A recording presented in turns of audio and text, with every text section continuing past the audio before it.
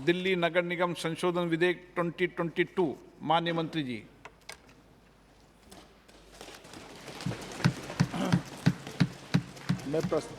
मैं प्रस्ताव करता हूं कि दिल्ली नगर निगम अधिनियम 1957 का और संशोधन करने वाले विधेयक पर विचार किया जाए। माननीय अध्यक्ष जी, आज एक बहुत महत्वपूर्ण विधेयक लेकर इस सम्मानीय सदन के सामने मैं उपस्थित हुआ हूं।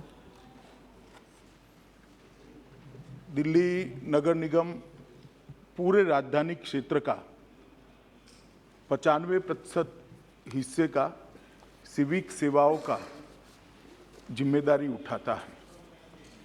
लगभग 1,20,000 कर्मचारी तीनों निगमों के इकट्ठा होकर इसके तहत काम करते हैं। राजधानी क्षेत्र के होने के कारण राष्ट्रपति भवन भी यहाँ है, संसद भी यहाँ है, प्रधानमंत्री निवास भी यहाँ है, सारे केंद्रीय सचिवालय भी यहाँ है, ढेर सारे राजदूतालय भी यहाँ है और महत्वपूर्ण मीटिंगों का स्थान, अंतर्राष्ट्रीय मीटिंगों का स्थान भी स्वाभाविक रूप से राजनीति बनती है। दुनिया भर के राष्ट्राध्यक्ष जब यहाँ आते हैं तो राजधानी का उनका मुलाकात बहुत स्वाभाविक होता है। उसको दृष्टिगत रखते हुए इस सिविक सेवाओं की जिम्मेदारी का निर्वहन दिल्ली के तीनों कॉरपोरेशन ढंग से उठा पाए, वो बहुत जरूरी है। पहले यहाँ पर एक ही नगर निगम हुआ करता था, उसका विभाजन कर 3 नगर निगम बनाए गए। माननीय अध्यक्ष जी, थोड़ा पीछे में सदन को ले जाना चाहूंगा। 1883 से पंजाब डिस्ट्रिक्ट बोर्ड एक्ट के तहत दिल्ली नगर निगम चल रहा था। 1957 में दिल्ली नगर निगम की एक्ट के द्वारा स्थापना हुई और 1993 और 2011 में संशोधन हुए और अंततोगत्वा उत्तरी नगर निगम दिल्ली, दक्षिणी नगर निगम दिल्ली और पूर्वी नगर निगम दिल्ली 3 निगमों में इसका बंटवारा हुआ। बंटवारे के कारण, बंटवारे के पीछे की मंशा मैंने पूरे गृह विभाग की फाइलें खंगाली है, बहुत स्पष्टता से मालूम नहीं पड़ती। इसलिए मैं मेरी मर्यादा भी सदन के सामने रखता हूं, क्योंकि मुझे बताना चाहिए था सदन को कि इस निगम का बंटवारा क्यों हुआ था, किस आशय से हुआ था, क्या ध्येय को सामने रखकर किया गया था। मगर जितना, आप तो मंत्री नहीं थे दादा उस वक्त, फाइल मैंने देखी है, ऐसा भी नहीं लिखा है, ऐसा भी नहीं लिखा है। माननीय अध्यक्ष जी, लेजिस्लेटर की मंशा जाने बगैर में आज ये 10 साल के 12 से 22 का अनुभव जो हमारे सामने आया है, इसका एनालिसिस कर उसका बारीक विश्लेषण और तथ्य जो सामने आए हैं, इसके कारण इस सरकार निर्णय पर पहुंची है कि फिर से एक बार ये तीनों निगमों को एक कर पूर्ववत स्थिति की जाए।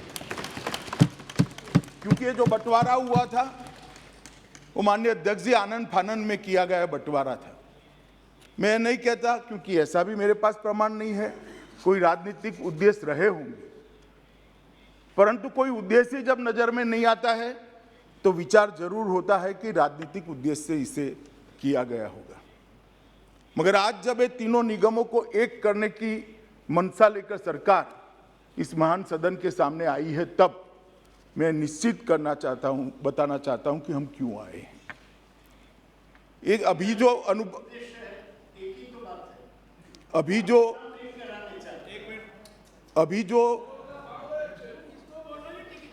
जो तीनों निगमों के 10 साल चलने के बाद चीजें सामने आई हैं, वो ये है कि तीनों निगमों के बीच में नीतियों के बारे में एकरूपता नहीं है।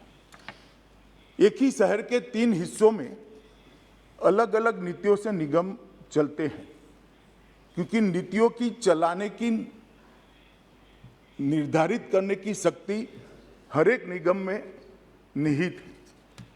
हर निगम के बोर्ड को अधिकार है कि वो अपने चलाने की नीतियों को तय करे।